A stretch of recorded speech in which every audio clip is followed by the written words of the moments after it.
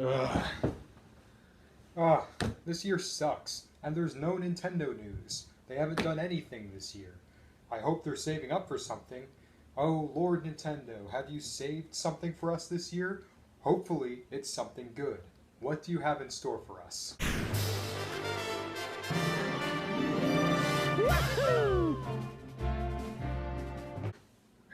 Well, a bunch of other people have already talked about it, but I guess I'll have a swing at it.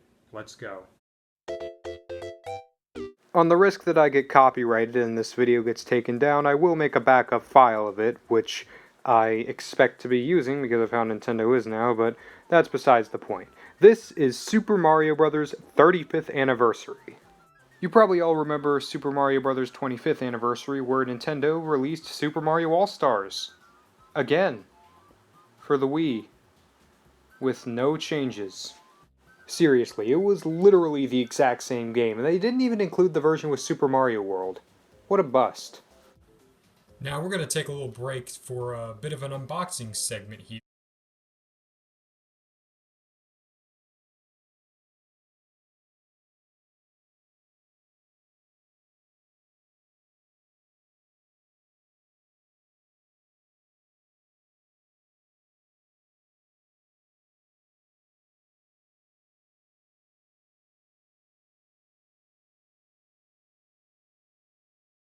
As well as a little history booklet, which kind of shows you everything you need, which kind of shows you a lot, but at the same time, it doesn't really, it kind of gives you some cool information, but not really that much.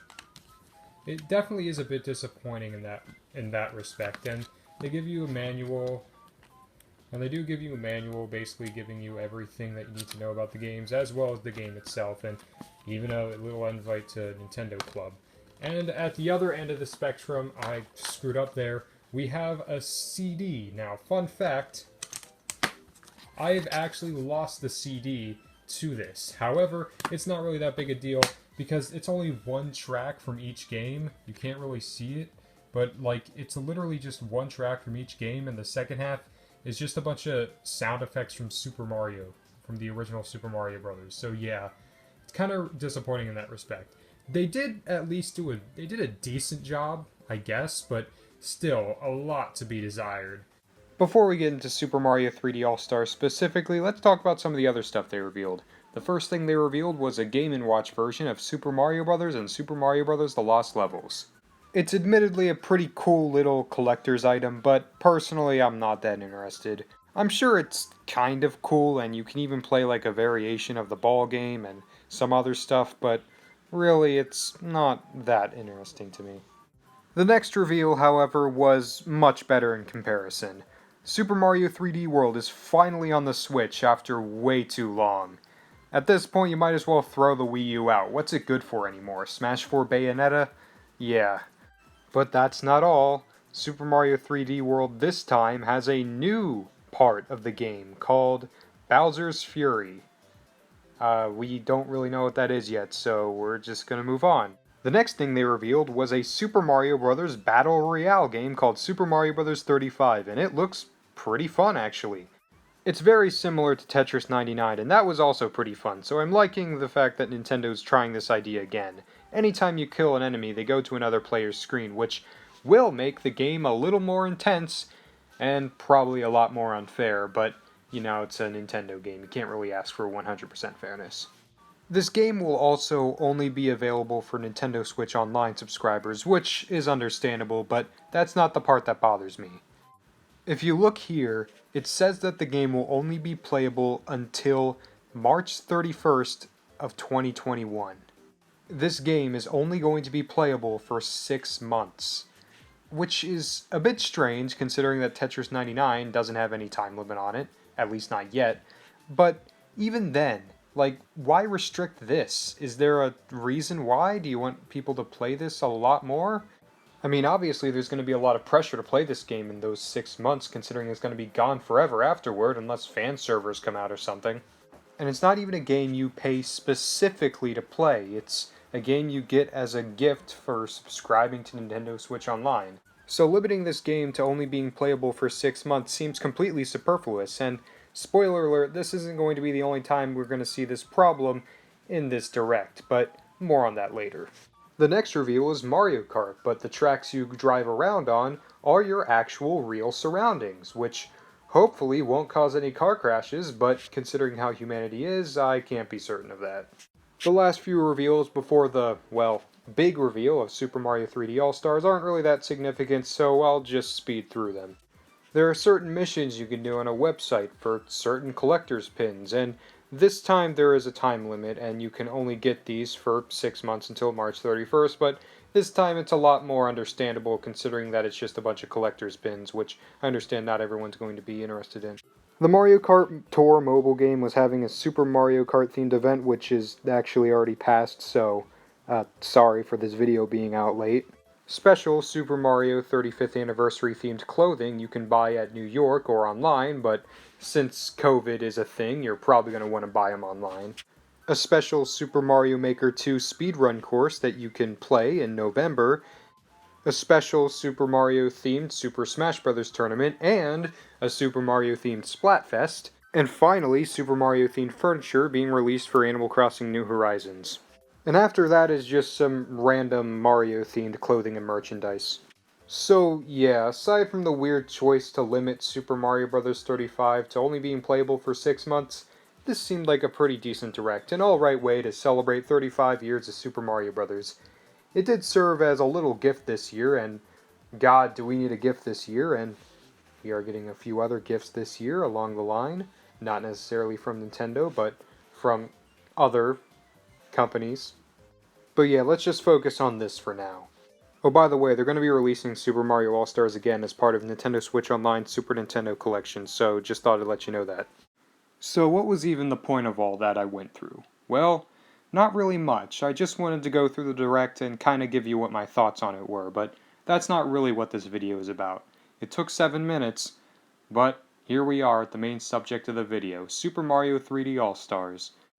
Now, there were rumors throughout the year that there was going to be some sort of, 3D Mario collection thing, where it would include Super Mario 64, Super Mario Sunshine, Super Mario Galaxy, all those games. And for the most part, we thought it was just a bunch of rumors, but the Direct happened, and, well, it wasn't just a bunch of rumors. It was real. And lo and behold, it happened. It actually happened. The rumors were true. At the end of the Nintendo Mario 35th Anniversary Direct, Nintendo showed off Super Mario 3D All-Stars. And it was... well,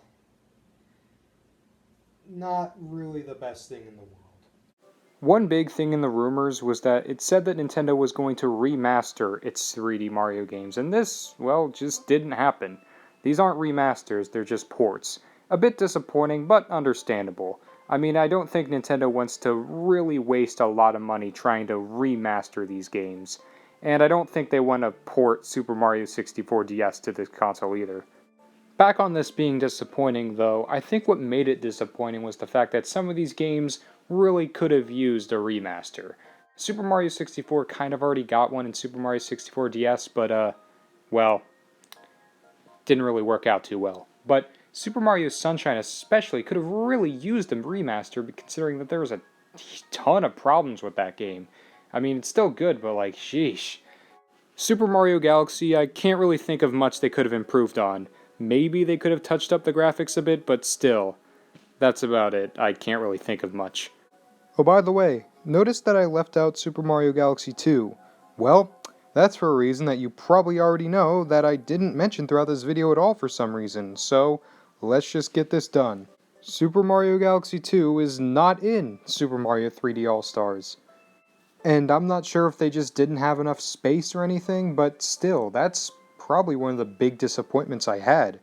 That Super Mario Galaxy 2, one of the big Mario 3D games, just got left out.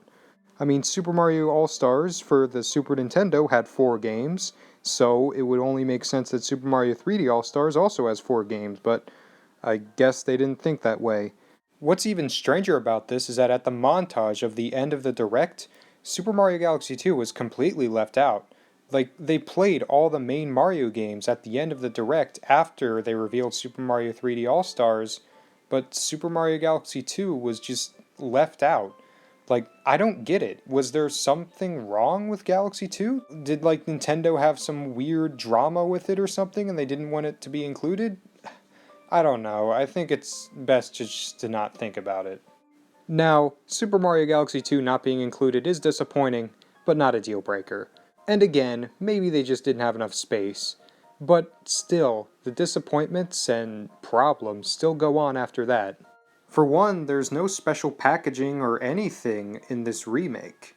I mean, the inside of the case does have some special artwork, but that's about it.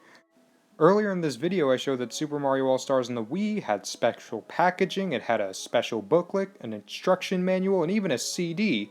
Super Mario 3D All-Stars doesn't have anything like that.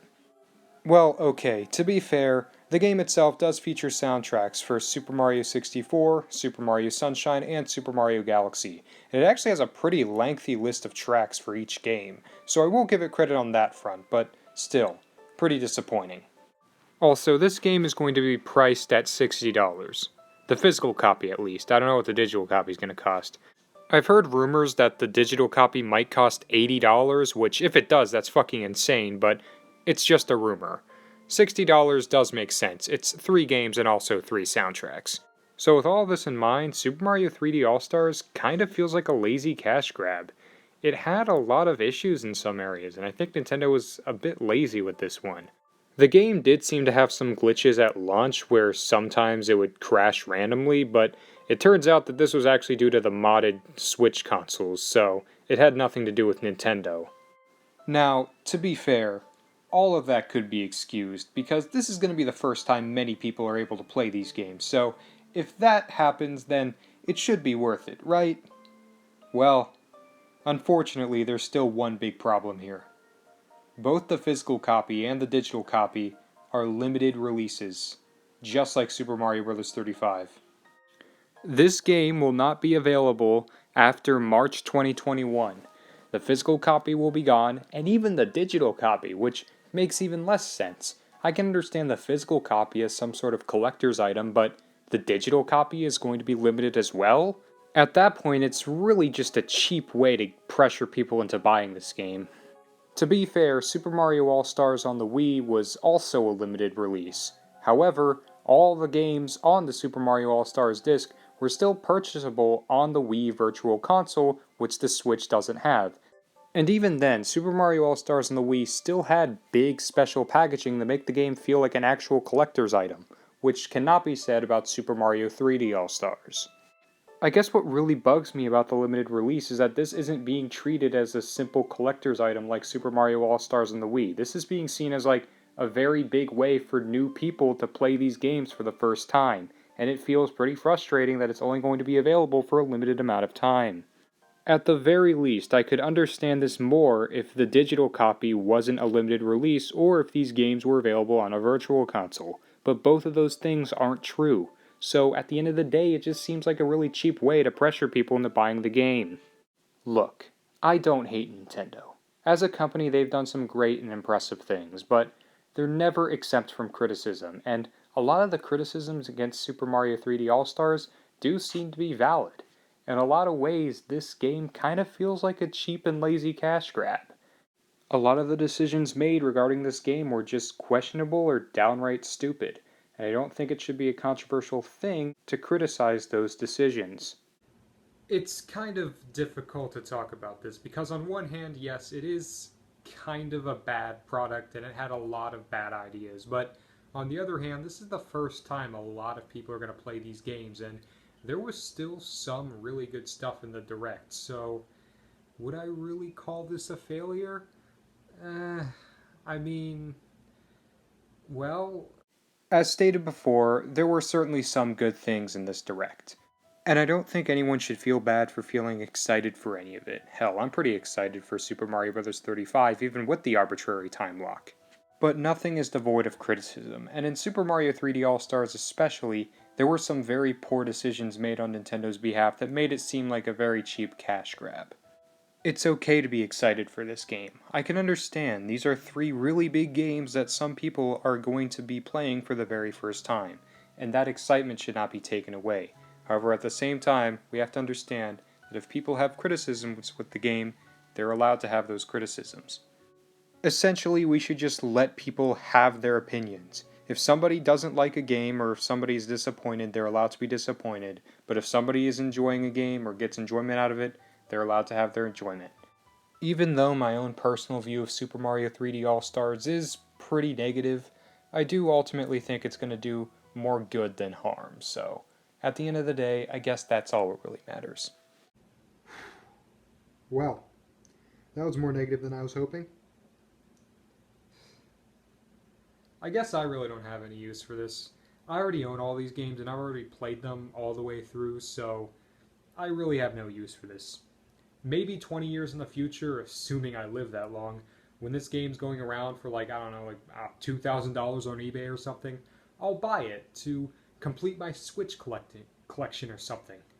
You know, to reminisce on the days of old when we were all locked in our houses in quarantine while COVID and an entire pandemic's going around killing everybody, while protests against police brutality are going on across the country. Well, we have a literal fascist in office, and the Democrats aren't doing anything, and the climate change is destroying the entire planet and is causing natural disasters of huge, huge catastrophes all over the world. And it's going to be a mess this year's a wreck, and it's only going to get worse throughout the rest of this decade and the rest of human history. And yeah. The Lonely Goomba said on Twitter that he had a theory that this game was made after Nintendo heard about the rumors, and they basically thought it was a cool idea and went with it as if it was their plan all along. And while that theory probably isn't true, it makes sense.